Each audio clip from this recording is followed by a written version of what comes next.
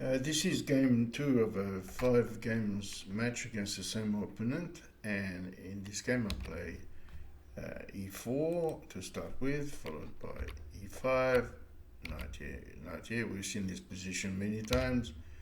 I play my Italian game. This is the Evans Gambit, which I've played for many years, as I explained in a previous video. He drops back, attack the knight goes to the center, and here there's different, there's basically two schools of thought, and I don't belong to any of them. So I just castle. There's a c3, risky continuation with knight takes e5. That's probably the key continuation is the computer recommends taking here, followed by bishop takes, and then c3, pretty much bread and butter in this position, and then d4, just simple development. Instead of castling here, if you play this, that's very dangerous because of this, and then you are cooked. Never get yourself into trouble like that. Another alternative is in this position, instead of castle, is to play this move here, and it's pretty much equal continuation. He takes here, queen takes, and then you end up with possibly queen f6, and very much equal. So anyway, I castled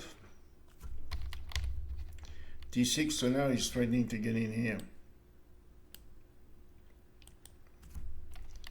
c3, he decides to keep the knight. d4, pawn takes, and here, good move, just develop his pieces. I develop mine, he castles, and here I spotted an interesting point in the position, which is very unusual. And the theme here is a knight that is trapped in the middle of the board. So I played my move, which is not just about the trap, but it's about removing his bishop on dark squares. So I played my move, and he fell for it. He took here, and after pawn takes, the knight e6 has got nowhere to go.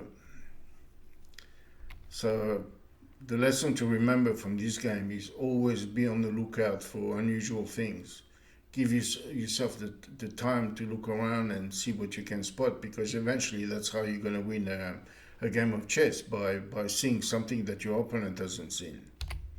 Knight takes, bishop here. So I don't know if he's helping himself by putting his queen potentially against the bishop here. He takes, I just take. So now he's got some serious troubles on the dark squares. He has to keep the queen, because if he doesn't, the endgame is just to walk over. Bishop d3, f5. So quite obviously the rook comes here, because now you've got threats on g7. You've got potential infiltration of the rook on e6 in some variations. So bishop d7, rook to e7, and so the threat being this, he's got no option but oppose his rook, which he does here. And now I just double my rooks, and rook f8, which he must do, and now I just block off the queen side. I considered a potential attack there, but I realized he's got nothing. It's one of those cases where he's so tied up, he's got no counter attack, no counterplay, no counter attack. h5, I continue normally. g3, put the king up. Now what he'd be trying to do now is to somehow stick a rook behind the king, but that just doesn't work. First of all, it's too slow, and it just simply doesn't work. All I have to do is, you know, um, create some counter threats on f5 when the rook is gone, or I can always move a rook in the defense of this after I've swapped with that rook.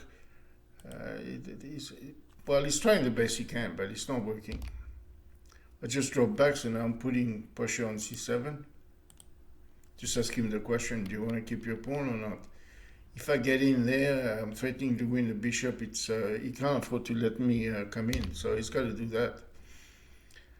And now I start asking the question about what would happen if I took here, followed by this. And he probably spotted the trap because he played king up, so he's not the queen is not lost after the combination. But then I still take. And this is another way of winning the queen. He goes back to f7, I take, he takes, and g4 finishes him off. Basically, White has got too much in his position, and he's not going to survive.